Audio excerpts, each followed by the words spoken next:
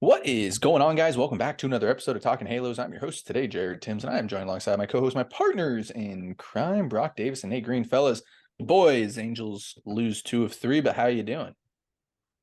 We didn't get swept. Good news. You know why I hate this podcast right now? Not like the podcast itself, but like this one. Why is You, that? you wanna know why, Nate?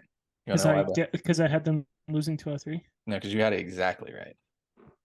It happens. I hate this. I hate it. It happens. It was all That doesn't I make it. was Wait. Did he say that we were going to he win the was first two and win the third? exactly. Yes. Yes. So why? You said Nate, Anderson was wrong. You said Anderson's gonna suck. That was one I had that right because I said Anderson did Anderson's not look suck, good. but I said didn't. Anderson's due to look good. I mean, anybody could guess that.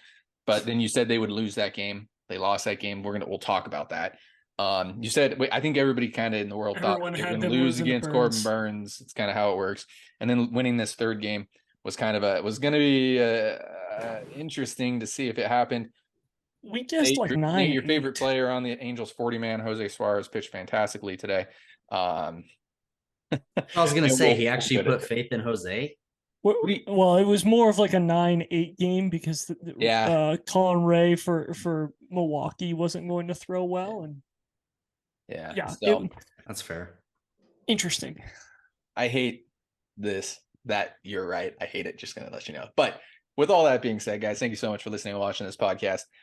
Drop a comment down below if you are watching us here on YouTube. Really do appreciate all the support you guys have given us. If you could go ahead and subscribe, pound the subscribe button. Ask some questions down there too. We're more than happy to address any questions on future podcasts or this well, maybe not this podcast, but future podcasts as we roll them out. You can follow us on all our social medias, Twitter, Instagram, and Facebook. Go ahead and check out talkinghalos.com. Follow myself on Twitter, Jared_Tims, Nate at NateGreen34, and Brock at BDROX8.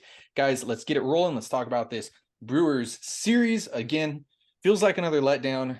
They played good enough to lose, right? Is that fair to say that, guys? They played good enough to lose some games. They played good enough to win 2 out of 3, actually. They did play good enough to win 2 out of 3 as well. Yeah. I mean, again, I don't think we have too much to talk about the Corbin Burns thing. He showed why he's one of the best pitchers in baseball. He dominated. Yeah, I mean, they came back against scrub relievers, and it's fine.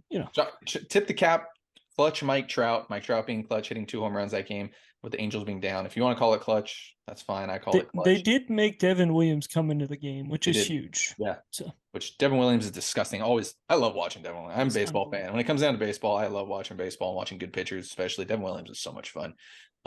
Regardless of that, though, again, the Angels lose 2 of 3. We'll talk about the first game here. That's the Friday game. The game that just brutal again. They just rip it right out of my heart.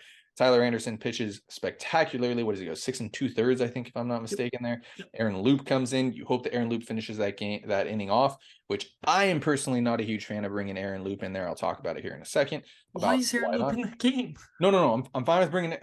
I'm actually not fine with bringing Aaron Loop in that situation. Why is Aaron Loop in that game, especially right after Tyler Anderson? We'll get. Hold on. We'll talk about that in a second. I agree with you, though. I don't think there's no reason for that. They bring Tyler Anderson back out, or not Tyler Anderson. They bring Aaron Loop back out for another inning after Tyler Anderson pitches fantastically. The offense can't do anything. Offense can't hit runners in scoring position. Loop gives up a couple, walks, tough hit. They blow the lead. It's 2-1. Devin Williams comes in the game, and it's game over. Let's talk about that. Aaron Loop coming into the game. I'm okay with him if you think that he's going to finish off that inning. That's fine. He did what he did. He did what you asked him to do. He finished off the 7th for Tyler Anderson. That's fine. I personally am not bringing in another lefty like that. Lefty, soft tossing lefties, very similar pitchers. I wouldn't have brought that in. I don't know what righties you have available there, but I'm saying any righty is probably perfectly fine for me in that situation. I don't know. Like I said, I don't know who's available. Jaime Barria is perfectly fine too. Bring in a righty there. Just because you face the soft toss in that role, but I understand what you're saying. You know what I'm saying. You've seen the soft toss and lefty all game. You're gonna pick him up eventually there. I mean, it's sometimes you throw him below the hitting speed, and that's what Tyler Anderson has been able to do. He doesn't throw above 90 too much, but you bring in another soft toss and lefty, loops 90 to 94, maybe touches 95 on a good night, with the big sweeper and everything like that. I just don't do that. I don't bring in another lefty there, especially that's the exact same as your starting pitcher that you've seen all day. It worked in the 7th. You got out of it. Unfortunately, you brought Aaron Loup back out again, and that's what I think killed it there. Brock, I don't know if you have any thoughts on this. I think, Nate, you're right on the same boat as me on that Yeah, side. Friday was actually the first game of the season that I didn't watch. I was actually at Universal Studios, and it was funny because shout out to Under the Halo, Jude from Under the Halo. He posted a couple stories about the game, and I messaged him. I was like, "What happened? What happened?" And he was just being dramatic, making some jokes about the team, but I thought something actually happened. But yeah, Friday was the only game so far I haven't watched, so I ain't got much to say about Friday.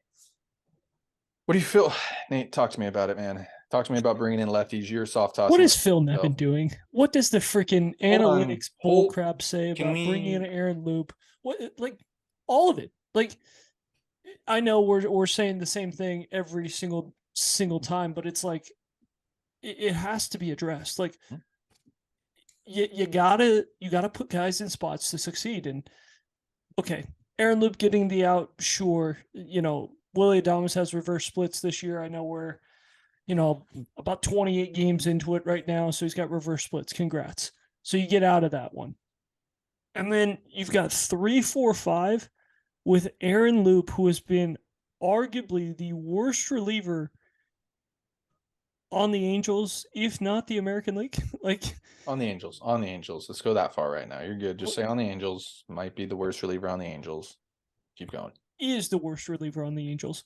And you're going to run him back out there? Like, why? In a tie game too. Like, so for me, at some point, and it's the same. It's the same everything. Like, it's not like Tyler Anderson, Aaron Loup both come from that like similar arm slot. Anderson's a little bit higher, but like it's still similar. It's soft tossing lefty. That's my thing. It's the same stuff. Like, yeah. At some point, and this is something that we've said in the past, and why we really liked Joe Madden. Really, really liked Joe Madden. You can play analytics all day long. You can play the analytical game all day long. You can play old school baseball all day long. But I think to find success, you need to find something in the middle of those two.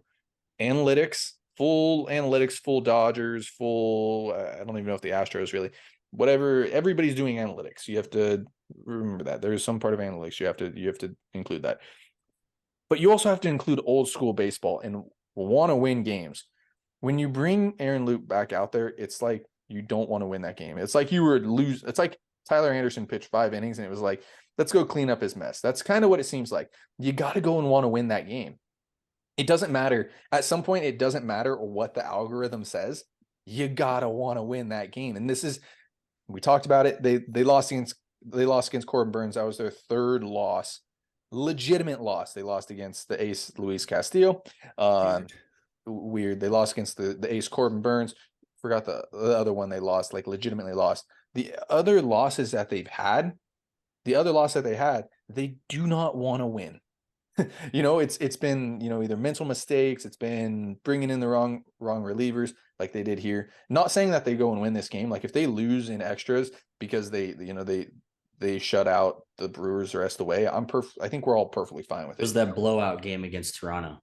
Yeah. Is what you're thinking of. Well, not really blowout, but yes. Yes. It was like a 9-3 game or something like 9-3. No, 12-11. 12-11. They came back late. Oh, that's right. 12-11 Jared, one thing that I'm thinking of, which I know he threw an inning on Thursday, but if you're going to bring a lefty back in, why are we not bringing more back out there?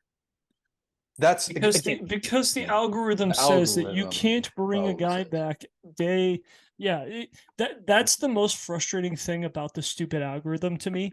And yeah, I know Taman's got his stupid bullpen algorithm, which keeps guys healthy. Sure, it's fantastic, and it's working to keep guys healthy, and I'm fine with that. It does keep guys healthy. You gotta want to win games. But that's the thing. Like, Moore has worked so efficiently too, though. It's like, yeah, a normal manager understands, like, hey, I gotta keep my guys healthy, but also I gotta win this game. I can save him. When Ohtani pitches, we let Ohtani go 8, and then we use Estevez or we use whoever to win that game. We don't need to use Moore. We don't need to use fill in the blank with whoever else you think are the best relievers.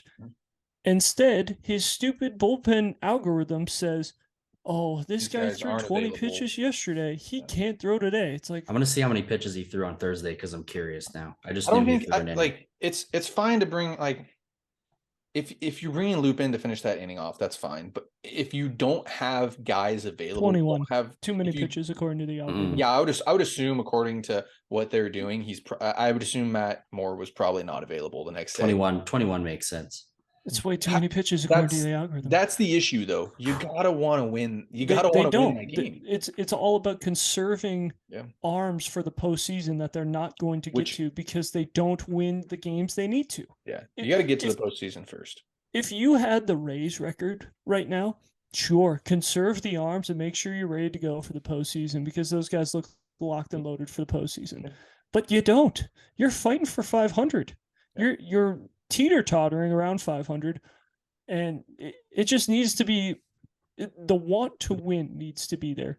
And I don't know this organization has that quite figured out. I think they're more on the let's keep guys healthy and let's go by the numbers, and that's going to win us games. Not necessarily that's going to win us games over the long haul because they're playing the long game, and you can't play the long game here. You got to win the games now because who knows what happens if some guy goes into the dugout, trips and falls, and he misses 2 or 3 weeks. We saw it with Archie Bradley last year. Archie Bradley got hurt in a fight. Yeah. Like, it wasn't, oh, man, we overused Archie Bradley. That's why he got hurt. No, dude got hurt in a fight. I mean, you couldn't prepare for that. You just got to win the games that matter right now. To play devil's advocate, the Angels had just a horrific injury issue for years in the past. So, like, staying healthy, I am extremely excited about. Everybody should be extremely excited about. But you got to want to go and win those games. One thing we didn't touch on: 16 runners left in scoring position. That can't happen either. You pitched good enough to win that game. You know, I was just on Friday night. Yeah, 16 runners left on base. Sorry, not left in scoring position. My bad. Left on base. Regardless, though, you have 16 runners left on base. I was gonna say that's got to be a record. That's a lot. No, I don't know what they were. Somebody was it 3? No, they weren't even 3 for. There's like 1 for 9 that night, and runners in scoring position, something crazy. 1 for 12. They didn't hit very well in that game, and that just goes back again, and we'll talk about the third game here in a second, and your favorite player, Jose Suarez. But that just goes back to again what we've said in previous podcasts. Like, if they pitch well, they haven't hit. If they haven't hit, you know, they've pitched well, or if they hit well, they don't pitch well.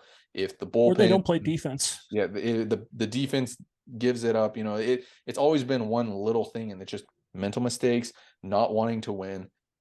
Blame whatever. Which I think the algorithm, if you want to do. By the way, I didn't watch Corbin Burns. I just kind of assumed that Corbin Burns. But Detmer's like, yeah, he didn't pitch good, but we didn't play good behind him either. No. We didn't play some good defense. Rendell made an error, and all of a sudden the zone gets smaller once you start making mistakes behind a young kid who hasn't really had guys make plays behind him all year. Like, the Angels have been one of the worst defenses in baseball based on errors, not based on. And I know you don't like that stat, but it's a real stat. No, fielding because Jared tweeted about it this fielding morning. Percentage. They have the 25th worst fielding percentage in baseball. But the analytical side of stuff, Fangraph says that they have the second best defense in baseball. UZR, ultimate run, or UZR, they're negative.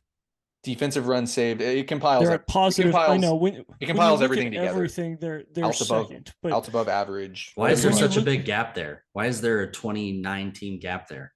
So to make an error, and I feel like, or what? No, was it 29, 28? No, it's 2 and 21. 2 and 20. So it's 19. Oh, 2 and 21, 19. Yeah, 2 and 25, but I don't know, 22 maybe times 22nd. Whatever it is. Either way, it's a huge gap. Yeah, but so the perfect example to this is Andrelton Simmons, right? Andrelton Simmons, one of the best defenders in baseball during his time, right? He made so many errors. He made a lot of errors, right? Why did he make so many errors?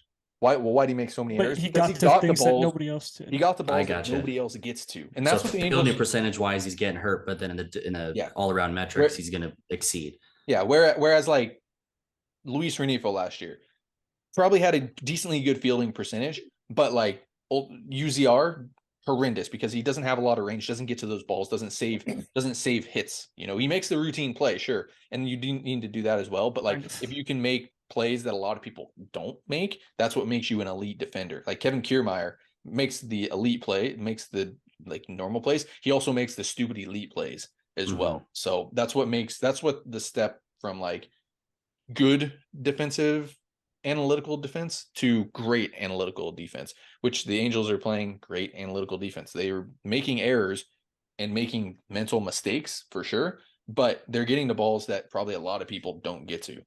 Escobar is another perfect example of that too. Escobar, I think he won a Gold Glove one year, but and had like a really good fielding percentage, but was a horrific defense. Like couldn't get to balls, horrible range. So that's where that lies. Like take from it what you want. If you like, like you said, there's a happy medium to both. Yeah. Yep. Then again, we've talked about it in the past before. So can I say one more thing about this Friday no, night you game? can't. I do want to say, like, this was the first time that I saw Tyler Anderson not have it and be able to get through it. Usually, like, when he's had it, he's been fine. When he didn't have it, he gets lit. And this was the first time that I actually saw him as an Angel not have his good stuff, but be able to get through it. I didn't think he had his good stuff. He was at like 75 pitches through like 3 2/3 or 4 innings. He ended up with 109 and 6 2/3, which is fine.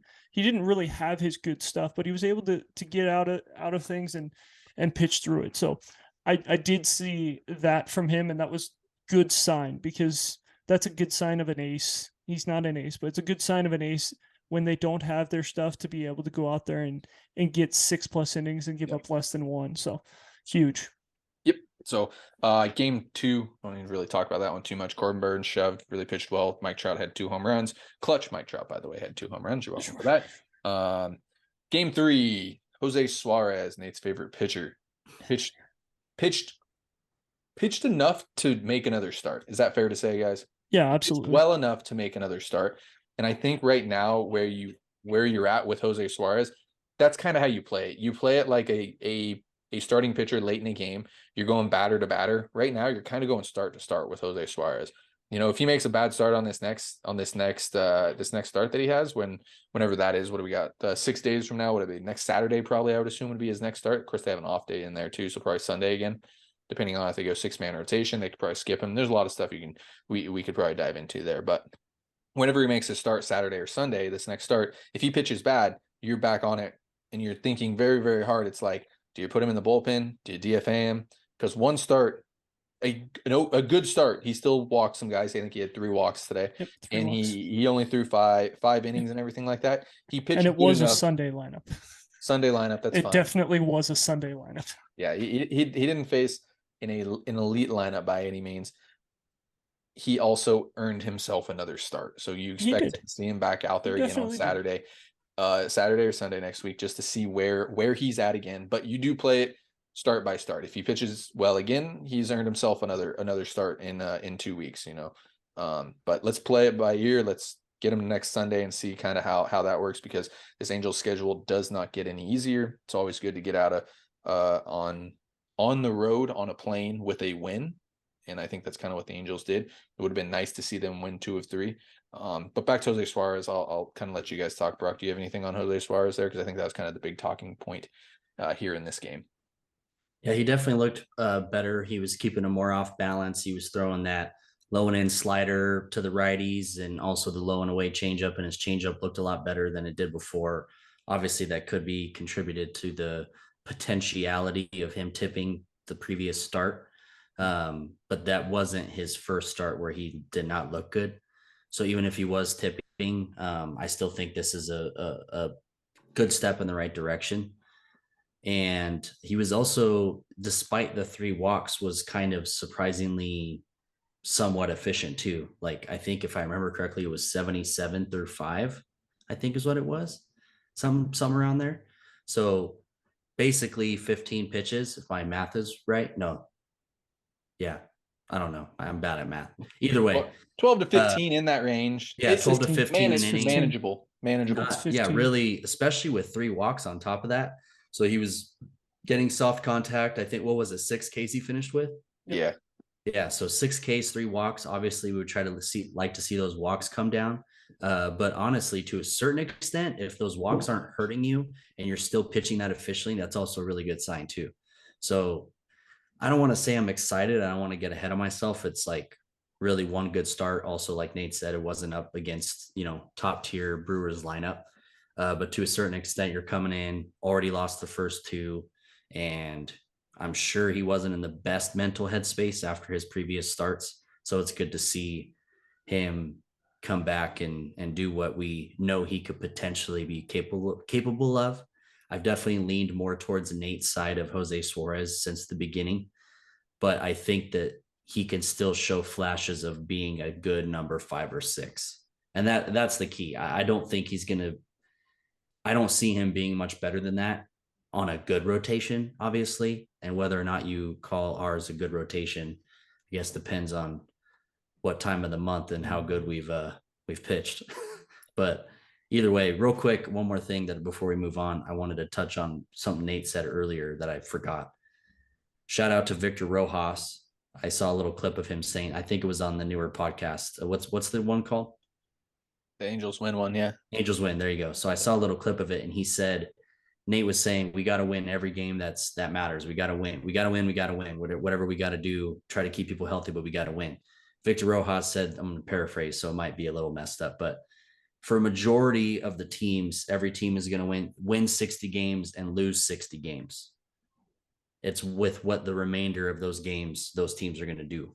So what is that? 120. So now you're looking at 42 other games that are really going to determine where you're going to go with that. So you're going to be 102 and 60, or you're going to be 60 and 102, or somewhere in the middle. So pretty much when you look at the standings at the end of the year, give or take, certain teams are going to lose, more than 60, the really bad teams. But for the most part, everybody's 60 and 60.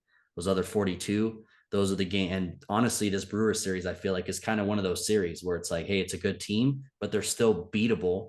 They're just a good team, but they aren't the Dodgers of the last 4 seasons, right? Like, or any other team that's been elite. They're good, but they're beatable. If we stop making stupid mistakes and Nevin pulls it together. Yep. No, absolutely. I mean, that's fantastic. That's fantastic. I mean, Victor knows exactly what he's talking about. He brings a different perspective than a lot of people, including us, bring to stuff. So, with that being said, let's move on to the St. Louis Cardinals series. Always great to watch games in St. Louis. I think it's one of the best atmospheres in all of baseball, one of the best fan bases in all of baseball as well. Nate, remind me of your buddy's name that we had on the podcast because I'm going to forget it. Oh, yes, Mr. Wade. Mr. Wade. Love it. That was a fun podcast. Absolutely love it. Talk some Hall of Fame voting there, right? With right when that was coming out with Dan Wade. Is that right? Yeah. Don Wade. Don Wade. Sorry. Yes. Yeah, Don Wade, former writer for the Cardinals, as well as minor leagues down there too. Absolutely fantastic talking with him. But St. Louis Cardinals series, I like the way the Angels match up here. I have a weird feeling Nate likes the Angels the way the matchup here. Brock, if you looked at the pitching rotation, they caught him at the right time. They caught him at the right time too. They're not playing good baseball. What's the matchups? The Cardinals are 10-9. Yeah, you go Sandoval, Ohtani, and Canning against Matz, Michaelis, and insert blank. Jack. Griffin That's Jack? That's the one game I don't like. Is Jack. Oh, Flaherty. Yeah. That's the one game I don't start. Yeah, Michaelis has not been throwing well this year. I like the Angels to win 2 out of 3 in this one. I've seen Jack Flaherty up close and personal, played against him a couple times. So positive Nate. I know that guy. I know that guy can pitch. So that is the one start I'm a little worried about with Canning. But this is the best time. Like it does help to play teams in the right times. Like everyone has to play everyone now. Yep. And to catch the Cardinals, who could easily catch fire in the month of June and July and finish with a 90-win season, to play them in May when they are 10-19 is outstanding. Yep. Like they caught them at the right time. The Pirates right now sucks. Hopefully we catch the Pirates, when they're in their downward swing of things. But yeah, this is a good series for the Angels. I really like where they're at, and I like where the Cardinals are at this point too. Yep. This is also those 42 right here. Yeah.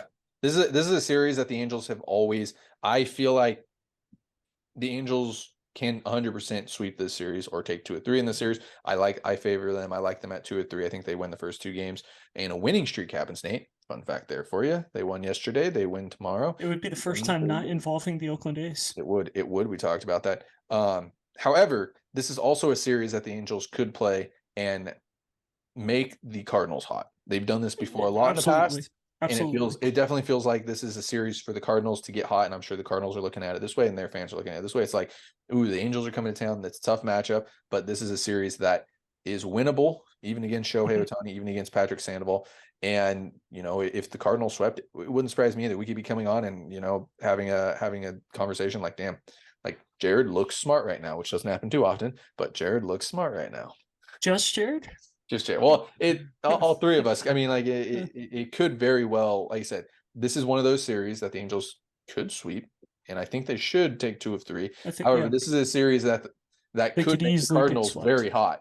It's like all of a sudden the Cardinals sweep, and it's like, well, the Angels started that. The Cardinals have now won 25 of the last 30 games, and you look at it. Where did it start with the Angels? It's happened before in the past. It seems to happen that way. You could argue that the Angels started the Phillies run to the postseason and the World Series last year. Bryce Harper's game-winning grand slam leads them to get hot, and all of a sudden they just win games and they find themselves in the playoffs, and that ball left with my soul. They just kept winning. So I agree with you. It does feel like one of those series where it could definitely go swing the pendulum that way. But I like the series. I like where the Angels are at. I like who they're matching up with. Like, I think if they were to, this is gonna sound weird, but like if they were to get Waino, Flaherty, and then some young kid that they've never seen before, I would be terrified. Yeah, because the fact they get Michaelis and Mats is kind of a thank you for that happening. Yes, exactly. If they were to have gotten some kid who is making his major league debut they've never seen before, they're getting one hit against that guy. Waino would just go out there and keep him in the game against Ohtani, and then Flaherty would pitch well. Like, so I'm happy with the matchups. I'm happy with where they're at. I like them to win 2 out of 3. Angels have yet to sweep, correct?